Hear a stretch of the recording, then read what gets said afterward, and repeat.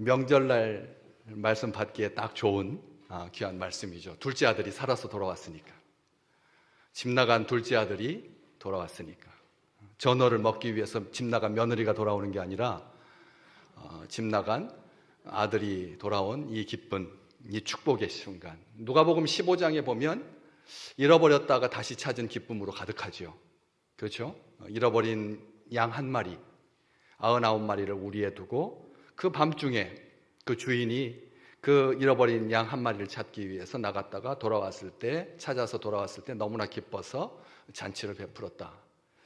10개의 드라크마 은전이 있었는데 이게 세트로 돼 있어가지고 하나 잃어버리는 것이 전체를 좌우하는, 우리가 생각할 때 동전 하나 잃어버린 거 가지고 뭐 하려고 그렇게 집 안팎으로 쓸고 닦을까 싶은데, 그렇게 동전 하나 잃어버렸는데 다시 찾았을 때 그 여인이 그렇게 기쁜 것처럼 잃어버린 것을 다시 찾는다는 것은 복된 일이고 행복한 일이다.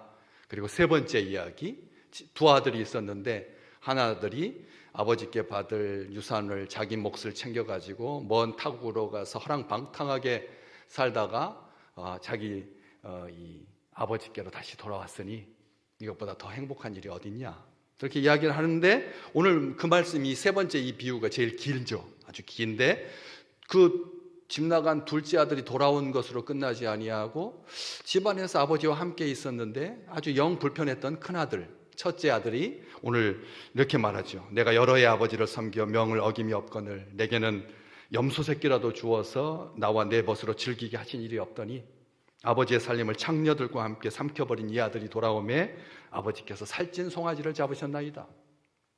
볼멘 소리로 그렇게 이야기하고 있는, 그래서 이 이야기를 통해서 하나님께서, 우리 주님께서 이야기를 들려주십니다. 세 가지를 누가복음에 가득하고, 또 16장으로 넘어가면 옳지 않은 청지기 비유도 나오고 부자와 거지 비유도 나오고, 비유로 가득한 그런 비유장인데, 이 이야기를 하게 된 동기가 뭐냐는 거죠.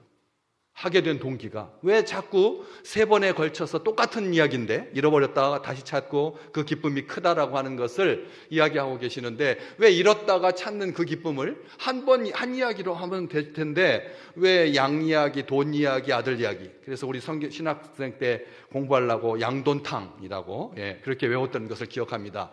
양 이야기, 돈 이야기, 탕자 이야기.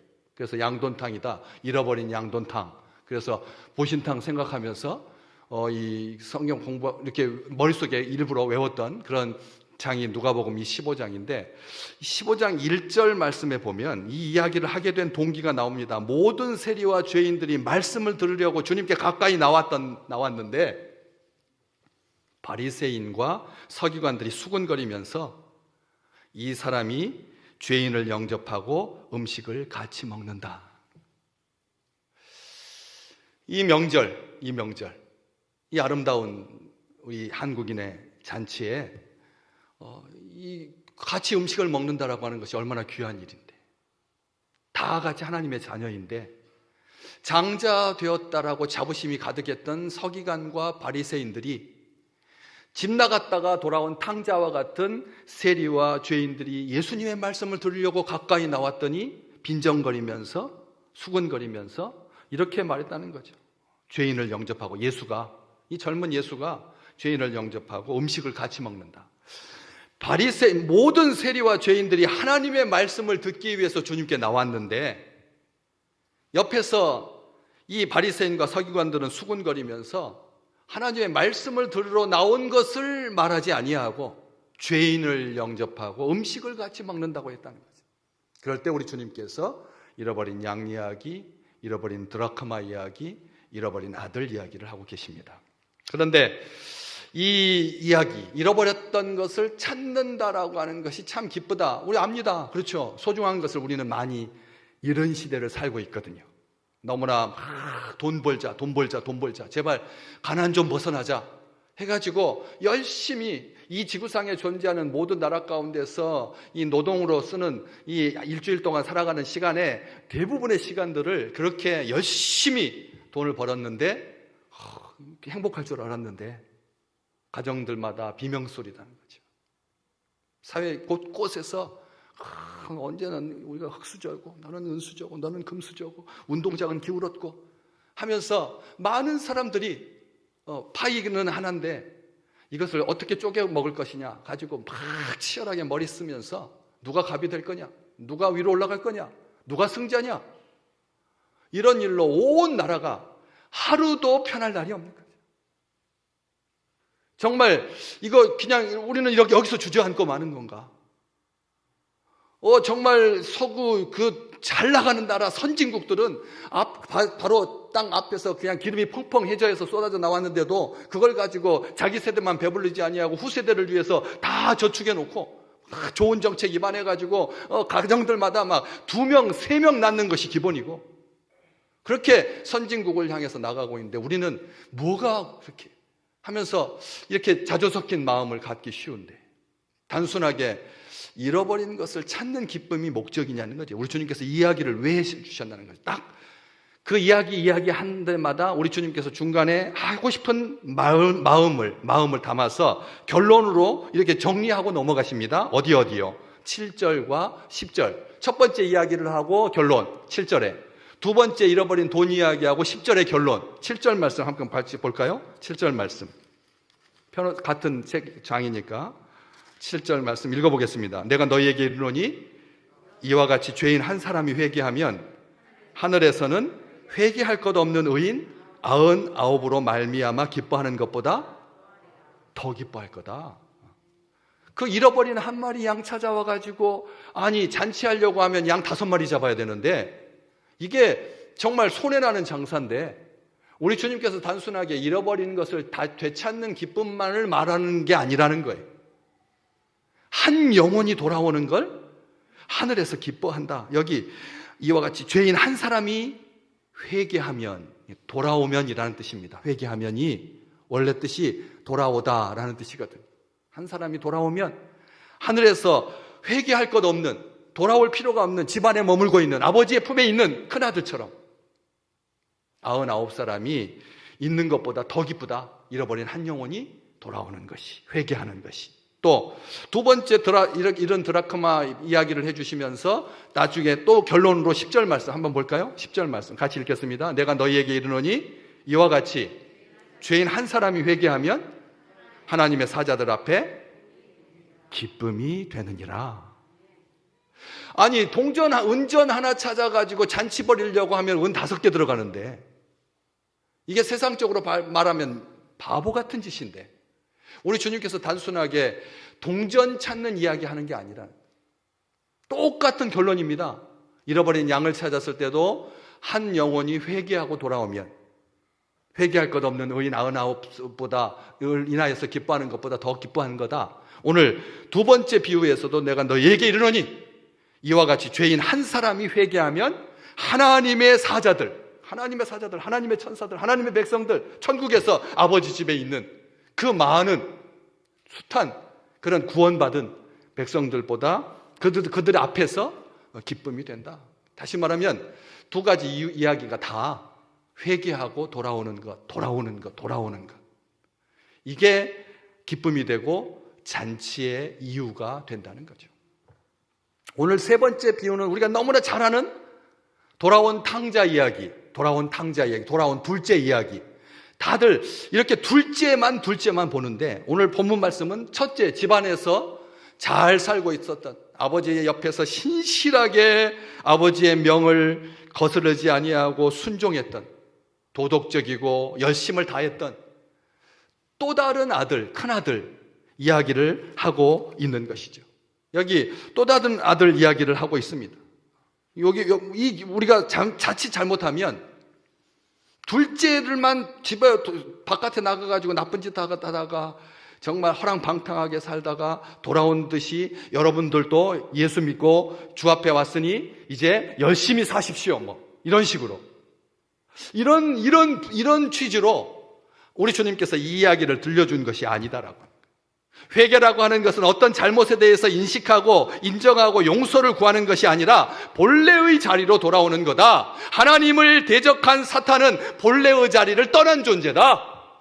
본래의 자리를 벗어나면 악한 영이 되어서 하나님을 대적하게 되고 불순종하게 되고 불충하게 되고 반역하게 되고 대적하게 된다.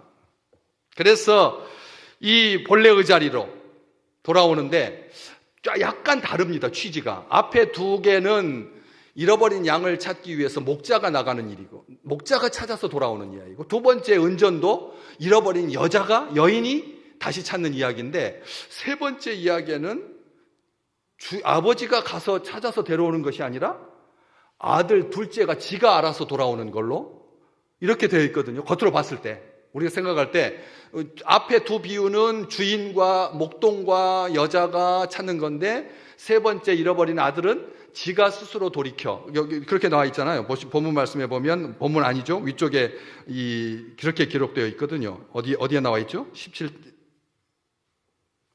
15장 17절 말씀 잠깐 보실까요? 12장 17절. 이에 스스로 돌이켜. 스스로 돌이켜. 그러니까 아들이 결심하고 아들이 돌아온 것으로, 이렇게 이 단어 때문에 오해할 수가 있다는 거죠. 이 단어 때문에. 앞에 두 비유에서는 목동과 여인이 데리고 왔는데, 찾아왔는데, 세 번째 비유는 둘째 아들이 스스로 후회하고 돌이켜서 이렇게 잃어버렸다가 찾게 된 걸, 이렇게 생각하기 쉽다라고 하는 것이죠. 그런데 여기에서 이 둘째가 스스로 돌이켜라고 하는 이 말이 무슨 뜻이냐면, 원어 헬라어에 보면 자기 자신에게로 돌아왔다라는 뜻입니다.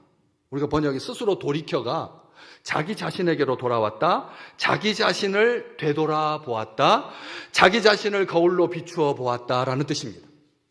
무슨 말인지 아시겠죠? 이 스스로 돌이켜가 자기 자신을 보게 되었다는 거예요. 자기 자신의 이 비참함을.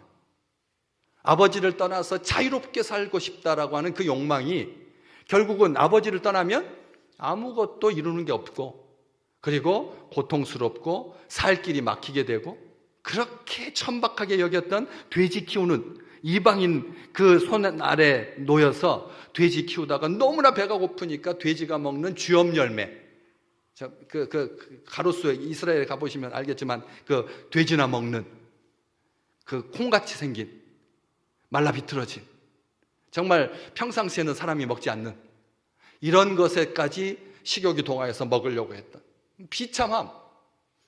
자기 자신을 돌아보게 된 것이지, 돌이켜서 자기 의지를 가지고 자기가 본래의 자리로 스스로 돌아온 것이 아니다라는 것입니다. 우리는 기억하셔야 됩니다. 하나님께서 우리를 찾고 찾으셔서 아버지의 품으로 돌아온 거지, 우리가 돌아갈 의지가 생기고 열심을 다해서 그렇게 아버지께 찾아 나온 게 아니라는 거예요. 많은 사람들이 여기서 착각합니다. 하나님의 본래의 자리로, 하나님의 자녀의 자리로, 존귀한 자리로 하나님께서 돌아오게 하시는 것, 이게 회개입니다. 이게 회개라는 것이죠. 그렇기 때문에 바울은, 그래서 사람이 스스로 의롭게 되는 것 아니다, 회개하고 구원받는 것 아니다, 여기가 바로 이 부분이 아버지의 의다, 하나님 아버지의 의다. 회개라고 하는 것은 사람이 눈물 찔찔 짜는 게 아니라는 거예요. 이런 관점으로 이 비유를 보셔야 되는 거죠. 그렇기 때문에 우리 주님께서 친히 말씀하셨습니다. 누가복음 5장 32절 말씀, 우리 함께 같이 자막을 보시면서 읽을까요?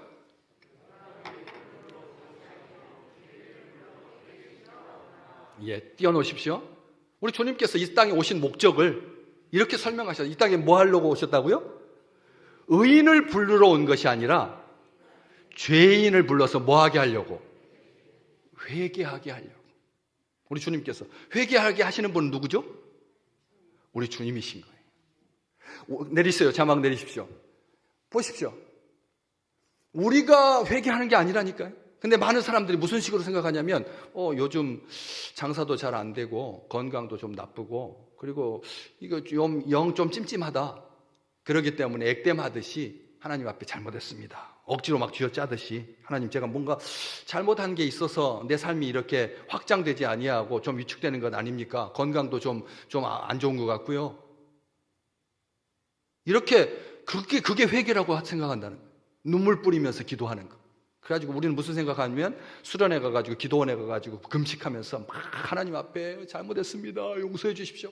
처음에는 안 나오니까 옆에 사람 보고 그냥 구경하고 있다가 그 다음에 감정이 동해서, 그래서 막 억지로 쥐어짜듯이 하나님 앞에 그렇게 잘못을 아뢰는 것이 회개인 줄 착각한다는 것이죠. 그게 아니라 우리 주님께서 불러주셨기 때문에 우리가 회개하고 구원받게 된 것이라는 것이죠. 우리 주님 이 말씀 누가복음 5장 32절 말씀 기억하셔야 됩니다. 나의 실패와 부끄러움과 자존심과 미련을 모두 뒤로 한 채 아버지께로 돌아오게 하시는 분은 하나님이시라는 거예요. 하나님께서 둘째 아들의 마음을 움직여 주신 거지 스스로 돌이켜는 자기가 돌아온 게 아니에요. 자기 자신을 보았을 뿐입니다. 자기 자신의 그 비참함을. 그렇기 때문에 이 비유는 엄밀하게 말하면 탕자의 비유, 둘째 아들의 비유가 아닙니다. 아들을 잃어버린 아버지의 비유인 겁니다. 아들을 잃어버린 아버지. 왜? 오늘 보니까 이 아버지는 둘째 아들만 잃어버렸다가 다시 찾은 게 아니라 첫째 아들도 잃어버렸어요. 집안에서. 집안에 아들은 버젓이 있는데 이 첫째 아들이 아주 완악하기 그지없어요. 보시면 우리가 생각할 때 아버지께 대답하여 이르되 내가 여러 해 아버지를 섬겨 명을 어김이 없거늘 내게는 염소 새끼라도 주어 나와 내 벗으로 즐기게 하신 일이 없더니 아버지의 살림을 장녀들과 함께 삼켜버린 이 아들이 자기 동생이라고도 하지 않고 또 원어에 보면 아버지여 아버지를 부르지도 않습니다. 아버지도 부르지 않아요. 아버지를 부르지 않습니다. 그리고 더더욱 이 아들은 어떤 아들입니까? 동생이 집 나갈 때 동생이 자기 목만 챙겨서 간 게 아닙니다. 오늘 본문 말씀 가만히 볼까요? 12절 말씀 본문 위쪽에 있는데 12절 말씀 같이 읽어보겠습니다. 그 둘째가 아버지에게 말하되 아버지여 재산 중에서 내게 돌아올 분깃을 내게 주소서 하는지라. 아버지가 그 살림을 둘째에게만 줬어요? 아닙니다. 각각 줬습니다. 당시 유대인의 법에는 형이 동생보다 2배 더 유산을 받습니다. 그러니까 제대로 챙긴 놈은 누굽니까? 욕은 둘째 동생이 다 먹고 제대로 챙긴 놈은 자기예요. 그것도 아버지가 버젓이 살아있는데. 아버지가 버젓이 살아있을 때 아버지 유산을 달라고 하는 것은 아버지를 죽은 송장 취급하는 것입니다. 지금 우리나라의 정서에서도 살아계실 때 유산 싸움하는 것, 재산 상속 가지고 법정에 서는 것, 이것은 패역한 자식이거든요. 첫째, 집 안에서는 있었지만 혹시 다시 제목을 붙인다면 첫째를 잃어버린 거죠. 그러니까 아버지가 두 아들을 잃어버린 거예요. 그러니까 두 아들을 잃어버린 아버지의 비유라고. 그래서 이 제목이 지금 동시에 같이 다뤄져야 한다는 거예요. 그러니까 둘째에게만 나쁜 놈이라고 말하지 말라는 거예요. 정작 챙긴 거 다 챙긴 놈은 큰 놈이니까. 집안에서 아버지 옆에서 열심히 일한 것처럼 보이고 효자인 것처럼 보였지만 자기 목 다 가지고 그렇게 살았던 아들. 그래서 아버지의 관점, 아들의 관점으로만 보면 안 된다는 거예요. 아버지의 관점으로 봐야 되는데 동시에 단순하게 아버지의 관점으로 본다라고 하는 말이 우리가 생각하고 있는 그런 아버지만을 대한민국에서 아버지가 어때요? 역할이. 좋은 아버지 만나신 분들은 다 행복하죠. 그렇지 않아요? 좋은 아버지가 계신 분. 그렇지만 아버지가 영 아니었던 분들 계시잖아요. 맨날 술 먹고 들어와가지고 그냥 집안을 온통 들었다 놨다 하면서 어머니를 괴롭혔던 동생들하고 그냥 골방에 들어가가지고 싸움 끝날 때까지 귀 막고 울면서 그 밤을 지새야 했던 이 땅의 많은 자식들은 하나님께서 아버지라고 하면 다른 식구들도 다 아버지 하나님 그러니까 입으로는 아버지 하나님이라고 하는데 동의가 전혀 안 되는 거예요. 은혜가 안 된다는 거예요. 그래서 이 이야기를 통해서 어머니의 마음을 보셔야 된다는 거죠. 20절 말씀, 오늘 본문 아닙니다. 둘째 아들 돌아왔을 때 아버지가 20절 이에 일어나서 아버지께로 돌아가니라. 아직도 거리가 먼데 아버지가 그를 보고 측은히 여겨 달려가 뭐 했다고요? 목을 안고 입을 맞췄다. 이런 아버지 있는 분 손 들어보세요. 이 세상에서 둘째 아들 돌아왔다고 달려가가지고 측은히 여겨서 목을 안고 입을 맞추는 아버지, 영화에도 그런 영화는 못 봤어요, 한 번도. 저 같으면 둘째가 그렇게 돌아왔을 때, 이 자식아, 네가 나가봤자 별 수 있냐? 하면서 뭐 하려고 왔어? 이 말부터 먼저 하지. 안 그러겠어요, 여러분? 다시 말하면 목을 안고 입을 맞추는 것은 어머니의 마음인 것입니다. 그러니까 아버지 쪽으로만 보지 말라는 거예요. 아버지 속에 어머니가 계신 거지. 그래서 하나님 아버지 할 때 목을 안고 입을 맞추시는 어머니의 그런 마음을 느껴야 된다고, 감사해야 된다는 말씀이고요. 또 한 가지, 23절, 아들이 돌아왔던 22절, 종들에게 말씀하시되 제일 좋은 옷을 내어다가 입히고 손에 가락지를 끼우고 발에 신을 신기라. 그리고 뭐 하라고요? 23절, 살찐 송아지를 끌어다가 잡으라. 우리가 먹고 즐기자. 우리가 생각할 때 그렇죠, 아버지 재산이죠. 아버지 소고 아버지 송아지고. 근데 그 송아지 잡으라고 한 것, 우리가 생각할 때 아버지의 권위를 가지고 아버지가 재산의 소유자니까 아버지가 종들한테 명령해서 둘째 아들이 돌아온 것을 기뻐하는 잔치를 베풀었다. 이렇게만 해석하면 아주 낮은, 그냥 1차원적인 그런 해석이 될 겁니다. 왜냐하면 당시 유대인의 기록에 이런 기록이 있거든요. 짐승의 소유는 아버지에게 있지만, 가정에서 키우는 짐승의 소유는 아버지에게 있지만 짐승을 잡아 잔치를 베푸는 것은 어머니의 몫이다. 유대 기록에 기록되어 있습니다. 다시 말하면 송아지를 끌어다가 잔치를 하는 것은 어머니의 몫인 겁니다. 소유권은 아버지에게 있지만, 그래서 이 사건을 통해서 어머니의 마음을 헤아려야 된다는 거죠. 단순하게 그냥 아버지의 시각으로 바라봐야 된다, 이렇게 보지 말고 아버지 속에 감추어져 있는 어머니의 마음. 그래서 하나님께서 이 둘째 아들 돌아온 것을, 탕자가 돌아온 것을, 아버지를 욕보이고 방탕한 죄인으로 살았던 그 아들이 돌아온 것으로 우리가 기뻐해야 된다. 아버지의 마음이 이거다. 지금 이걸 말하는 게 아니에요. 그것은 둘째 아들의 죄는 너무나 찾기 쉬워요. 우리가 생각했던 다 세리, 그리고 장녀들, 이방인들, 그냥 빛없이 하나님의 은혜 바깥에서 멸망할 자식들. 둘째의 죄는 그냥 연구하지 않아도 그냥 드러나요.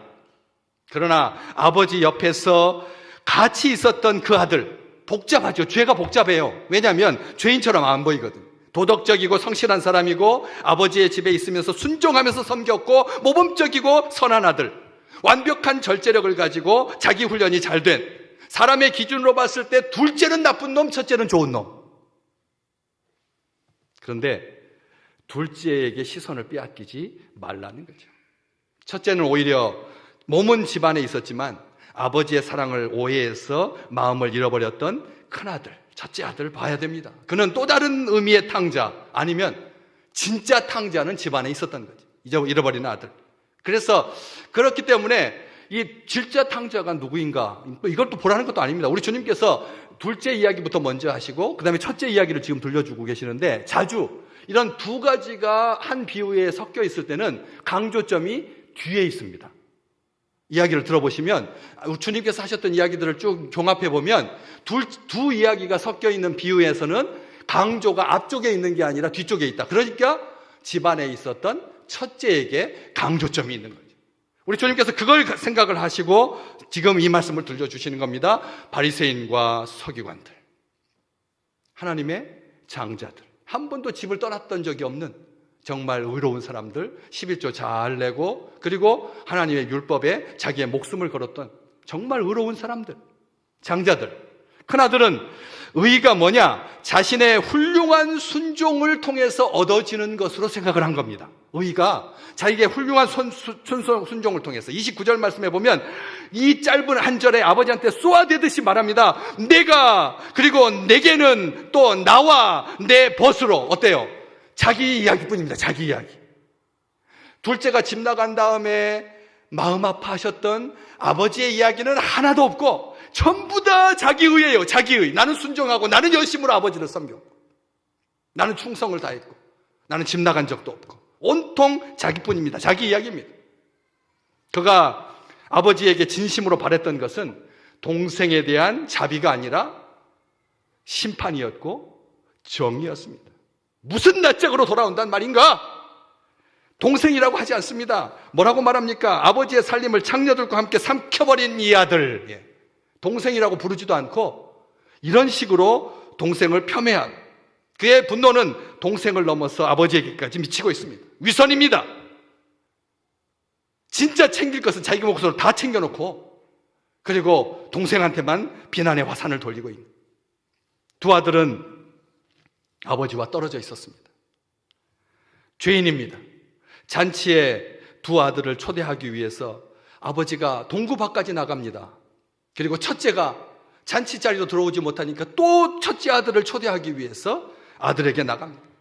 정말 우리 하나님, 이 세상에서 발견할 수 있는 부자 간의 관계를 뛰어넘는 독특하고 아주 유일한 이런 관계, 하나님과 우리의 관계는 바로 이런 관계라는 거죠. 아버지가 동부서주합니다. 아버지가 힘씁니다. 아버지가 수고하십니다. 아버지가 육신의 몸을 입고 이 땅에 오십니다. 잃어버린 아들은 하나가 아니라 둘이었습니다. 바리새인과 서기관들이든 세리와 죄인이든, 유대인과 이든 이방인이든, 첫째든 둘째든, 먼저 된 자든 나중 된 자든 상관없이 잔뜩 심술이 난 첫째에게 아버지가 28절 말씀, 나와서 권하지요. 나와서 권하다라고 하는 이 말, 권하다라고 하는 이 말은 한두 번 하고 마는 것이 아니라 계속해서 말씀하셨다. 아버지가 큰아들에게 심술이 잔뜩 나가지고 들어오지 않겠다고 뻗팅기고 있는 그 첫째 아들을 잔치로, 동생에게로, 하나님의 잔치로, 기쁨으로 들어오게 하기 위해서 아버지가 애쓰고 애씁니다. 한두 번 하다가 마는 게 아니다라고 하는 것이. 그런데 이 권하다라고 하는 말이 누가가 아주 즐겨 쓰는 표현인데, 권한다라고 하는 이 말이 어떨 때 이 권한다라고 하는 권하다라고 하는 용어가 쓰이냐면, 성령께서 우리를 부르실 때, 우리 곁에 성령이라고 하는 말이 옆으로 부르다는 뜻이거든요. 헬라어에서 성령은 옆으로 부른다, 부드럽게 속삭인다, 초청하고 위로하다 라는 뜻이거든요. 다시 말하면 아버지 속에 누가 계시는 거예요? 어머니가 계시고 성령께서 계시는 거죠. 삼위 하나님이신 겁니다. 잃어버린 아들들을 큰아들이든 둘째 아들이든지 잔치의 자리로 초청하고 부르시는, 부드럽게 속삭이시는 그 아버지. 그 아버지 뭐라고 합니까? 31절 말씀에 아버지가 이르되, 예, 너는 항상 나와 함께 있으니 내 것이 다 네 것 아니냐. 아멘. 아버지 마음이, 아들을 뭐라고 부르죠? 야, 첫째, 이렇게 안 불러요. 아들아, 이렇게 안 불러요. 우리가 이렇게 뻗팅기고 있으면 첫째한테 저는 그렇게 부를 것 같아요. 야, 이놈아, 이렇게 부르죠. 안 그러겠어요? 근데 그렇게 안 부르고 뭐라고 부른다고요? 예. 한번 따라서 해볼까요? 예. 이 말은 어떤 뜻입니까? 아들아보다 훨씬 애정어린 표현입니다. 훨씬 애정어린 표현입니다. 사무적으로 부르는 게 아니라는 거예요. 첫째와 둘째를 가려서 첫째야 둘째야 이렇게 부르고 있지 아니하고 애정어린 표현으로 내 것이 다 네 것이다. 아버지가 분명히 12절 말씀해 보면 첫째와 둘째에게 자기 상속분을 다 나눠줬다고 했잖아요. 그런데도 아버지가 너무나 부자여가지고 법적으로 자녀들에게 유산으로 남겨줄 수 있는 것을 다 줬음에도 불구하고 얼마나 부요했던지, 거기 보시면 그 둘째가 17절 말씀, 이에 스스로 돌이켜 이르되 내 아버지에게는 양식이 풍족한 품꾼이 얼마나 많은가. 재산이 너무나, 그러니까 헤아릴 수가 없는 거죠. 하나님의 재산. 둘째한테 다 주고 첫째한테도 딱 나눠줬어도 아버지는 부요한, 그렇기 때문에 지금 이 잔치하는 것은 너에게 돌아갈 그런 어떤 이게 아니라 아버지의 것이에요. 아버지 것. 아버지의 것을 가지고 송아지를 잡고, 아버지의 것을 가지고 좋은 옷을 내어다가 입히고, 아버지의 것을 가지고 손에 가락지를 끼우시고, 아버지 것을 가지고 발에다가 신을 신기는 거지, 너에게 또 돌아갈 어떤 것을 빼앗아 가지고 동생에게 주는 게 아니라는 거예요. 그러면서도 아버지가 말합니다. 내 것이 다 네 것이다. 이 말은 뜻이 이런 뜻입니다. 나의 유업을 이을 자는 바로 너다라는 뜻입니다. 아멘. 우리가 기억하셔야 됩니다. 그 조그만 파인데 이것을 경영주하고 노동자가 나눌 것이냐, 똑같은 사이즈인데 이런 문제가 아니라는 거예요. 그러니까 하나님의 복은 우리가 생각하는 것처럼 그렇게 1차원적인 복이 아닙니다. 너무나 깊고 너무나 풍성하고 너무나 부요한 그 아름다운 것, 다 내 것이 다 네 것이다. 복음 중에 복음인 겁니다. 우리는 그렇기 때문에 하나님 앞에 새해 들어서 경제적인 차원의 좀 해소가 있기를 원하는 마음으로 부동산도 하나님 앞에 좀 풀어주시고 뭐 이렇게 재산과 관련, 물질과 관련된 그 기도도 하십니다. 그리고 이루어져서 하나님 앞에 감사합니다. 그렇지만 우리가 더 기억해야 될 것은 이렇게 달라는 것 외에도 아버지가 더 크고 부요하시기 때문에 감사하면서 살아야 되는 거죠. 감사하면서 하나님 앞에 감사하면서 이 죽었다가 살아났으며 잃었다가 얻었다 내 아들, 허물과 죄로 죽은 그런 인생들, 지금 바깥에서 들어오지 못하고 버팅기고 있는 큰아들, 그리고 돌아와서 우리 주님 벌써, 그러니까 엄밀하게 말하면 우리는 둘째 아들인 거예요. 큰아들은 지금 어디에 있어요? 전부 다 지금 바깥에서 살고 있어요. 지금 안 들어오고 있는 거죠. 그렇죠? 바로 그런 말입니다. 그러니까 어디에다가 뭘 적용하느냐의 문제인데, 우리가 큰아들이고 바깥에 안 돌아오니까 둘째가 아니다, 둘째다, 이렇게 생각하는 사람도 있고, 우리는 주의 품에 이미 돌아와서 탕자였다가 방탕했다가 예수 안 믿다가 뭐 죽음의 자리에 있다가 스스로 돌이켜서 이게 아니다라고 하는 거죠. 잘 보셔야 됩니다. 양 한 마리, 동전 하나의 가치. 양은 100분의 1이었습니다. 왜냐하면 100마리였는데 한 마리 잃어버려가지고 돌아온 거니까 100분의 1이죠. 그리고 10개의 드라크마 중에서 하나 잃어버렸으니까 10분의 1이죠. 근데 아들은 몇 명을 잃어버렸죠? 머리가 이제 계산이 복잡해지시네? 둘째를 잃어버렸다가 돌아왔으니까 산술적으로는 2분의 1인데 오늘 설교를 들어버리니까 첫째 아들 또 잃어버렸으니까 얼만큼 잃어버린 거예요? 다 잃어버린 거예요. 양과 돈은 중요하지만, 돌아오는 것으로 기쁘고 잔치가 되지만 본질적인 것은 아닌 거죠. 이 세 번째 비유가 우리 주님께서 진짜 들려주고 싶은 거예요. 뭐냐면 동전 하나의 가치를 기억해라라는 거죠. 양 한 마리에 100분의 1밖에 안 되는 양 한 마리의 가치에 혹시 우리가 매몰되어 있는 것 아닌가?